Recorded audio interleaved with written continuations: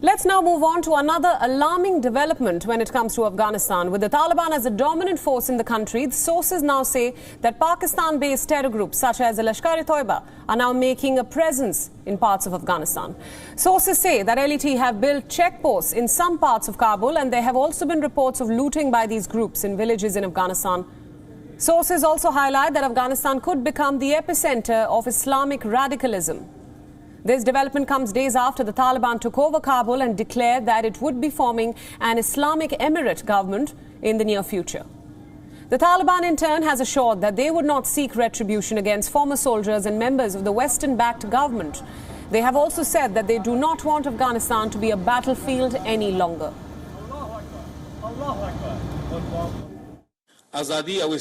We do not want Afghanistan to be a battlefield any longer.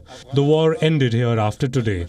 So according to the order of His Highness Amir al-Mumin, we will pardon all those who became the masters against jihad. And this special pardon is because we do not want war again, and to let war be repeated and the elements of the war to remain. So the Islamic Emirate has no enmity with anyone. The enmities with parties to the conflict are over, and we do not want to live in enmity. No nation wants to face off internal and external enemies. India on Monday said that if it was ensured that the Afghan territory would not be used by any terrorist group, Afghanistan's neighbors and the entire region would feel safer. India's permanent representative to the UN made the statement while addressing an emergency meeting of the UN Security Council. The current situation in Afghanistan has numerous challenges. However, there are a few opportunities. If there is a zero tolerance for terrorism in all its forms and manifestations, and it is ensured that the territory of Afghanistan is not used by terrorist groups to threaten or attack any other country, then Afghanistan's neighbors and the region would feel safer. For more on this, we are now joined by our principal diplomatic correspondent, Siddhant Sibal. Siddhant, thanks for joining us. Now, it seems that all fears are coming true, especially those of Afghanistan's neighbors, including India. With the Taliban as a dominant force now in Afghanistan, sources are saying that Pakistan-based terror groups are making advances in parts of the country. What more can you tell us about this?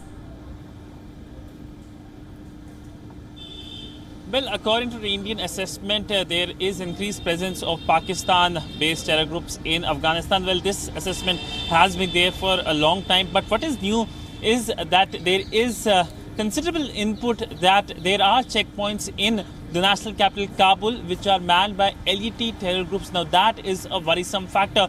Also, remember that just a few weeks before the government fell in Afghanistan, there was a briefing by the then Foreign Minister of Afghanistan, Hanif Atmar, with all the foreign envoys, in which Indian envoy was also present.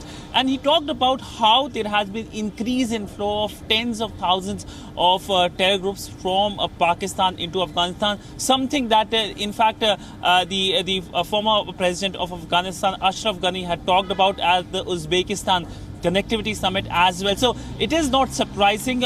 Remember, this entire development comes at a time when India is evacuating its nationals as well. We know that India has already evacuated its diplomats, and that, of course, was a very, very complex process, particularly when it comes to the movement of these Indian diplomats, the media personals and other from the Indian embassy till the airport. They had to cross 15 checkpoints, and there was always a worry that they could have rogue elements like LET terror groups. Right, Siddhant, let's talk about other countries, in a sense, legitimizing the Taliban's rule. Russia, China, and to a certain extent, even the European Union has said that they will be open to talks with the Taliban on the basis of certain conditions, of course. How do you see these developments panning out in the next few weeks?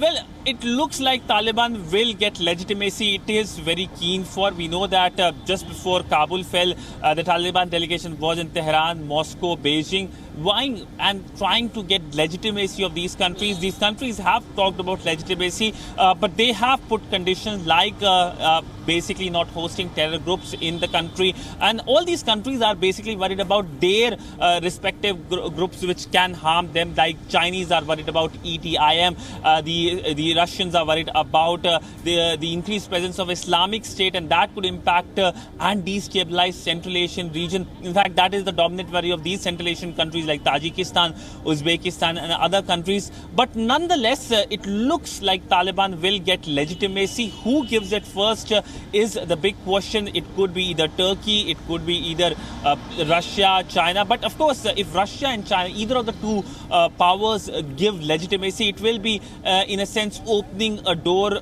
It could be Pandora's box as well. But remember that these are P5 member countries, and legitimacy by Moscow or Beijing could of course herald a very divided world as well. But nonetheless, we know that an image conscious Taliban will do everything possible to make sure that it is portrayed as a very modern government, and that is why we saw those press conferences. We saw a Taliban that was very keen to show that they will continue with a society which is up to the standards of the current century. Siddhant, we leave it there. Thank you so much for joining us on WION at this hour. WION World is One is now available in your country. Download the app now and get all the news updates on the move.